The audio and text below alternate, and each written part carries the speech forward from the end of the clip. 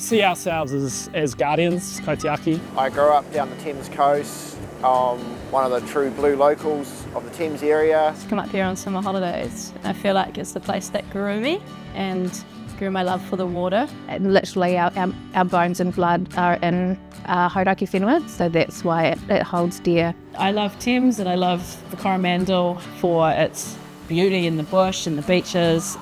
That Mauri, that natural beauty of this area, it brings our visitors here and they feel and see that too. And I think that's what makes this place so special. Our customers quite often say as well how amazed they are at how much beautiful coastline we have in one small area. It's the natural beauty around the place and the feelings that it gives people when they arrive and when they see the place. Yeah, it's super important to protect both the land as well as the sea because it is all connected, and we are the Kaitiaki for the area here. This place is so special, and it's so special because of how unique it is, of how many incredible places are here, and we need to make sure that those are still there for the future. Looking at the Coromandel, it's quite easy to see that it's like a nice green landscape, but it's not perfect. There's lots of fragmented forest, so even though there is a lot of beautiful, healthy native forest, there's a lot of work that still needs to be done.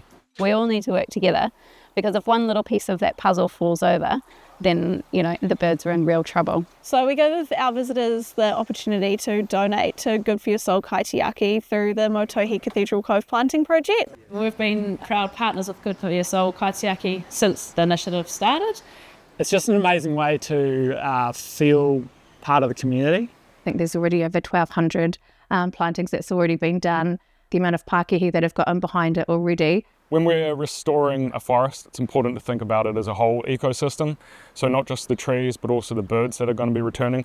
So a portion of the donation goes to predator control. We don't have predators that predate on each other. They all go for our native wildlife.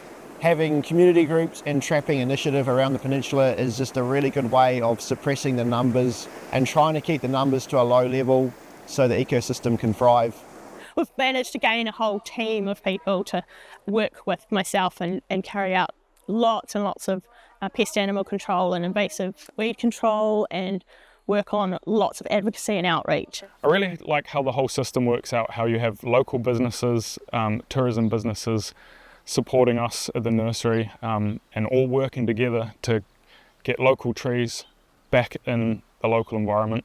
We're so ingrained in the community, like people that do the planting come here and eat, and it's just so nice to support those guys that are out there digging holes and, you know, planting and doing such hard work, trying to keep the dunes good, and so good to see someone actually keeping an eye on it, otherwise everything would be gone, you know. What better way to actually make a difference is, here's the money, plant a tree in the place that we call home. I think tourism has an impact, and it's important that people recognise that. You know, if we can make their footprint a little lighter by contributing in some way, and projects like this are ideal. People coming in and we're looking at sustainable practices, sustainable harvest of food. That's an ethos that we've really tried to carve out. It's about hospitality, it's about the people. We wouldn't be here without the people.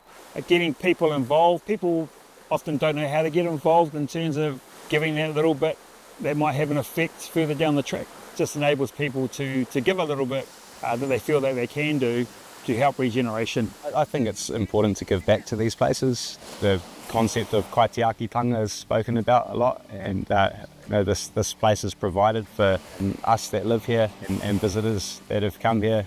It's given a lot, and I think that it's our obligation to give back. Combining the aroha for our visitors, for our tourists to jump on board with planting. They may just be coming to see the beautiful sights of Coromandel, but by just doing a small bit of planting, they've left something there in our whenua, and that's so welcome. If we can show that we're protecting it, then it will have that effect on other people, locals and tourists. Selflessness is when you plant a tree but you'll never feel the shade of. So we're planting a tree for the next generations to come. I like that, how it's a natural cycle, how the visitors and the tourism operators who use and work within the natural environment then give back to it and enhance it so that in the future when they come back and use it, it's even better.